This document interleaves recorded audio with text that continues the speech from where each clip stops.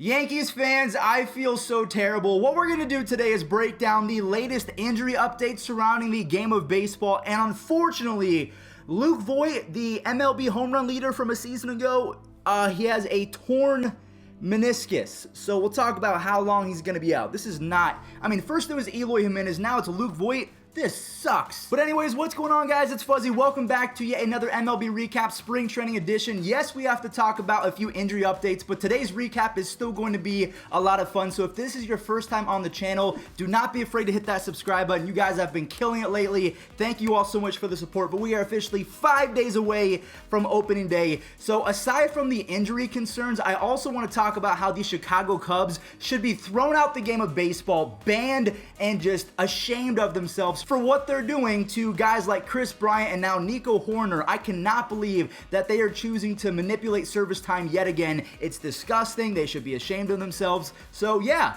Let's go ahead and kickstart the video with the coolest home run I've ever seen. Yoan Moncada fouled a ball into his shin and then hit a 785-foot home run. I mean, good Lord, he looked like Ken Griffey Jr. on the follow-through. Ooh. Moncada goes down. Oh my. Left it up in the zone, and Moncada goes way deep to right, out and over everything, and out on the field, number 2. That didn't look timid, did it?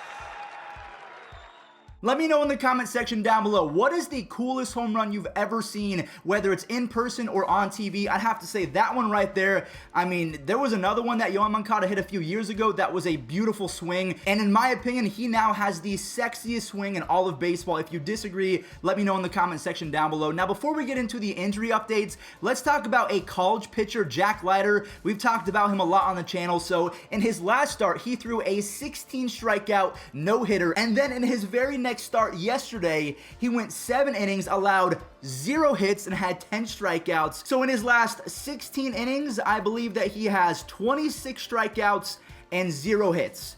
Is that good? Matt Barnes was looking to be the Boston Red Sox closer on opening day, but unfortunately, this is very bad. He tested positive for the you-know-what. Again, I'm very afraid to say it because YouTube is so arbitrary in which video they monetize and demonetize just because you say it. So we all know what I'm talking about. And unfortunately for the Red Sox, a lot of their players are going to have to go in quarantine just to make sure that they don't have it either. This hasn't happened in a few weeks. I was actually being fairly optimistic, but yeah, this is horrible timing. I am scared. And then Luke Voit, I cannot believe that this is happening. He is going to be missing a few weeks, probably months, with a partial tear in his meniscus. If you have no idea where that is in the knee. That is actually what started to hamper Grady Sizemore, and Grady Sizemore was an all-time talent, and then he tore his meniscus in his knee, and it was hard to come back. So I'm knocking on wood that that does not happen to Luke Voit, because a few days ago, he took a walk against Jose Alvarado, and then he actually scored on 3 wild pitches, and I'm wondering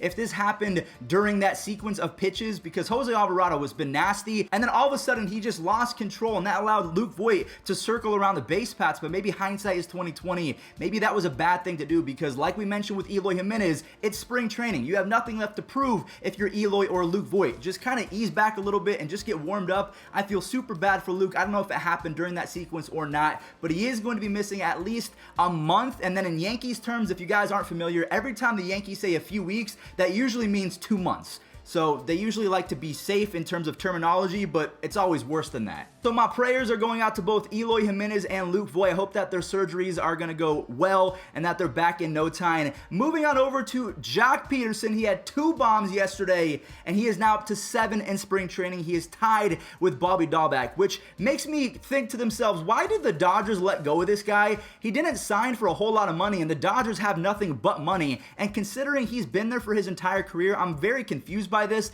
but I guess the city of Chicago is all right with that because yeah, they got Jett Peterson, who looks like he's going to hit 87 home runs. All right, so before we talk about the Cubs and the fact that they should be ashamed of themselves, I want to talk about Jett Downs. If you don't remember who Jett Downs is, he was involved in the Mookie Betts trade. So Mookie Betts went to the Dodgers, and in return, they got Jett Downs, who was essentially Mookie Betts 2.0. I don't know if he's going to be as good, but just the way that they look and swing, I mean, you could almost say that this is a mini Mookie Betts, or he actually might be bigger than Mookie Betts. I love this kid. He hit his second home run ton of spring training. So I know we talked about Matt Barnes and the fact that he tested positive, but a little good news for the Red Sox. Jett Downs, he's going to be a stud for quite some time. I'm calling it right now. I called Trevor Story, I called Randy Arozarena and Jared Walsh. My next one is Jett Downs. Now, Steve Cohen, the brand new owner of the New York Mets, has a very interesting approach to life in general. He is the only owner in all of baseball that likes to tweet on a consistent basis, and yesterday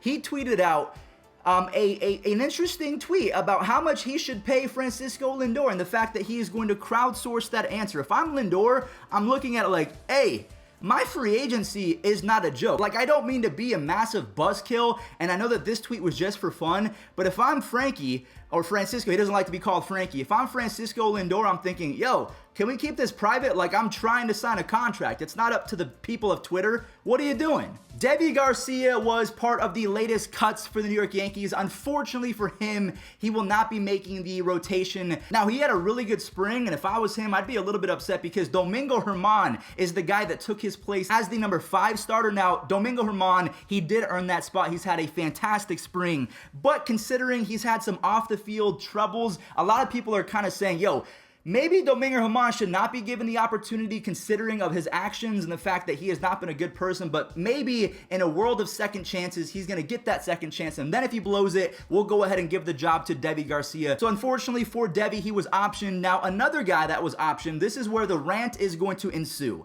Nico Horner, who was pretty much the starting second baseman for the Cubs in 2020, and he has been raking, absolutely dominating in spring training. We talked about him a few recaps ago. I mean, he has an OPS of 1,000 or something crazy like that. He has been shredding baseballs, and they decided to say, you know what, even though you started the majority of 2020 and you're raking in spring training, if we keep you down for 36 days in the minors, we will get one more year extra of control, which is the exact same thing that they did to Chris Bryant. If I'm Chris Bryant, if I'm Nico Horner, I'm starting a group chat labeled the Redemption Boys or the Revenge Boys, and we're going to go ahead and stick it to the Cubs. We're going to have a massive year, and then you know what, once we're actually free agents, we're going to bounce, and we're going to make sure that the Cubs rue that day. I mean, the Cubs should be completely embarrassed and ashamed. Even the fans are upset right now. Nico Horner is their best chance at second base if they want to have the most production. Eric Sogard is not that guy. So this is completely infuriating. I am not down with this. I hope that it's changed in the next CBA. It is probably going to get changed,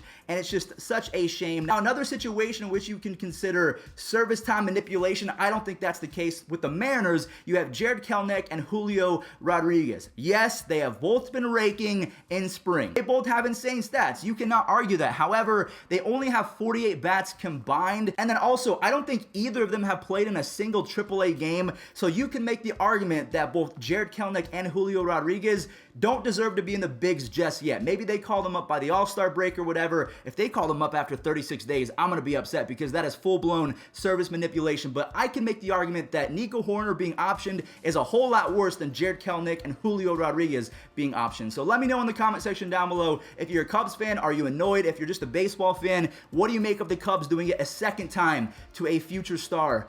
First it was Chris Bryant, then it was Nico Horner. I hate the Cubs. I really do now. But then again, it's almost like, do you fault them? I mean, it's there. They can use it. It's shady, but it's still something that they can do because it's part of the CBA, and there's nothing that says that you can't do it. So is it really their fault? Maybe not. So here's a question for you guys. Who is more intimidating? So we showed a Jorge Soler home run yesterday, and today I have a bomb from Miguel Sano, and I just want to ask, who is more intimidating in the batter's box? Honestly, I might go Miguel Sano because he's just a bigger human being. I mean, he takes up so much room in that batter's box. I would not want to face that guy ever. And then last but not least, a few home runs from some older guys going into their ages 29 and 30 season. We have Austin Slater, who had a terrific 2020 campaign before getting injured. He had a bomb, and Will Myers hit a home run. And just a fun little fact from Fuzzy, Will Myers is 5 stolen bases away from joining the 100-100 club. That is 100 home runs, 100 stolen bases. I thought that he was going to be a superstar in his rookie year as a member of the Tampa Bay Rays, but unfortunately he kind of fell off. But luckily in 2020, with the Padres, he kind of erupted, and I'm hoping